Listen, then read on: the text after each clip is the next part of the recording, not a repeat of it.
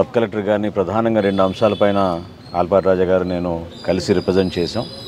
ముందుగా రైతుని సకాలంలో ఆదుకోపోతే ఇంత విపత్తు వచ్చినప్పుడు ప్రభుత్వం తరఫు నుంచి ఏమాత్రం కూడా రైతుకు కానీ రైతు కుటుంబానికి కానీ ఈ ప్రాంతానికి కానీ మేలు చేసినట్టు కుదరదు.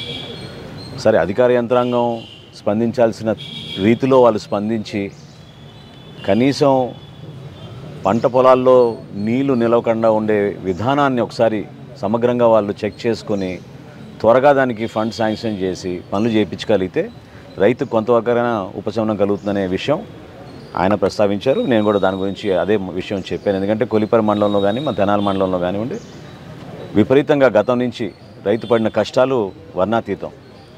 గతంలో కూడా దాదాపు 15-20 రోజులు ఆలస్యంగా నీళ్ళు అందినాయి కాబట్టి రైతుకి ఇన్ని కష్టాలు ఈ రోజున ఎదుర్కొంటున్నారు.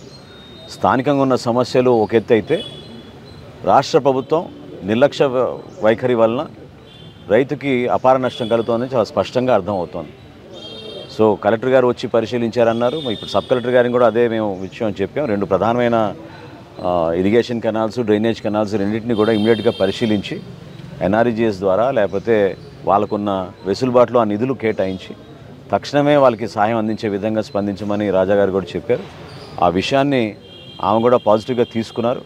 రాబోయే 2 రోజుల్లో ప్రతి రైతుకి వాళ్ళ పంట నష్టపోయింది, పొలాల్లో కనీసం నీరు నిలవకుండా తీసుకోవాల్సిన చర్యలు ఇమీడియట్గా తీసుకుంటే కొంతవరకైనా వెసులుబాటు కలుగుతున్న నమ్మకంతో రైతుల పక్షాన మేము రిప్రజెంట్ చేయడం జరిగింది.